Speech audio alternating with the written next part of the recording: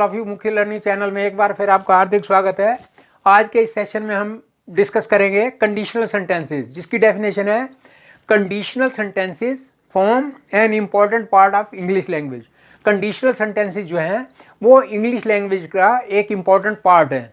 When we want to talk about possible, not possible situation और its consequences, we use conditional sentences. जब कभी हम बात करना चाहते हैं पॉसिबल की, नॉट पॉसिबल की, सिचुएशन की और उसके कॉन्सिक्वेंसेस की, तो हम कंडीशनल सेंटेंसेस को यूज़ करते हैं। अब जो कंडीशनल सेंटेंसेस हैं वो चार तरह के होते हैं, जिनको यहाँ पे वन बाय वन करके हम डिस्कस करेंगे। There are four main kinds of conditionals. Number one, zero conditional. Zero conditional means जिसमें कोई कंडीशन नहीं होती बल्कि फैक्ट होते हैं। जर्नल ट्रूथ होगा या कोई साइंटिफिक फैक्ट होगा। तो अभी हम सेंटेंसेस बना के उस चीज़ को और डिफाइन करेंगे। तो उसमें हमें क्या करना है, पहले तो इफ़ लगा देना है और उसके बाद प्रेजेंट सिंपल और प्रेजेंट सिंपल। अब तो उसको हमने प्रेजेंट सिंपल में ही रखना है, जिस मतलब प्रेजेंट सेंटेंस में है तो उसको प्रेजेंट फॉर्म में ही हमने रखना है।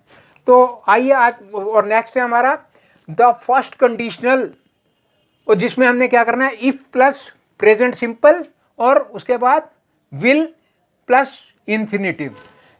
थर्ड है the second conditional. Second conditional में हमने इफ प्लस पास्ट सिंपल और would plus infinitive.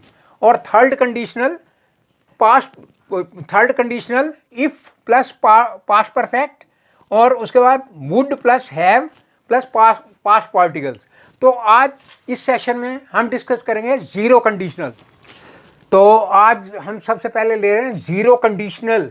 Zero conditional जिसमें हमने क्या करना है, यदि English if plus present simple. तो अब ये सेंटेंस है एग्जाम्पल के तौर पे, यदि सुबह की चाय पी ली है तो अब अखबार पढ़ लो। तो यहाँ पे आप देख रहे हो यदि की इंग्लिश हमने इफ लिखनी है और तो के लिए कॉमे का हमने यूज करना है, तो को ट्रांसलेट नहीं करना है। अब if you have taken the morning tea, यदि तुमने सुबह की चाय पी ली है, नाउ रीड न्यूज़पेपर।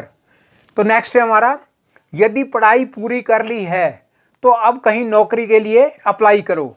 तो यहाँ पे भी ditto, if you have completed your education, comma तो की जगह कॉमे का यूज करेंगे, now apply for a job. यदि काम पूरा कर लिया है तो अब आराम कर लो। If you have completed your work, now take a rest.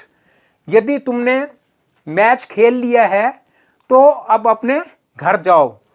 If you have played the match, now go to your home. यदि तुमने कविता याद कर ली है तो इसे गाकर सुनाओ। If you have learned the poem, now recite it. तो इसमें दोबारा मैं रिपीट करना चाहूँगा कि ये जो हमारा जीरो कंडीशनल है, इसमें जो मतलब बात कही गई होगी वो तो या तो जर्नल ट्रूथ होगा या फिर साइंटिफिक फैक्ट होगा। जैसे अभी इन 5 सेंटेंसों में जो भी चीज़ें, जो भी कहा गया है वो जर्नल ट्रूथ है, मतलब सच्चाई है, आम सच्चाई है वो। तो नेक्स्ट है हमारा, यदि मोहन आ गया है तो उसे बुलाओ।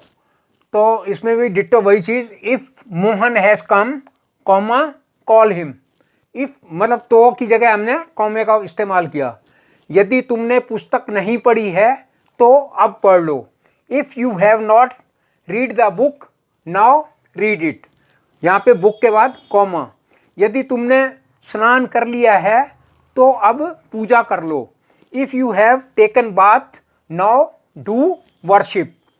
और यदि तुम शांति जीवन में चाहते हो तो दूसरों में दखल ना दो। If you want piece in life, don't, यहाँ लाइफ के बाद comma, don't intervene in others. यदि तुमने गणित पढ़ लिया है तो अब हिंदी पढ़ लो। If you have read maths, now read Hindi. तो इस सेशन में हमने जो जीरो कंडीशनल वाले सेंटेंसेस थे उनको वन बाय वन करके डिस्कस किया। जो बाकी के फर्स्ट कंडीशनल वाला है उसको हम नेक्स्ट वीडियो में लेंगे।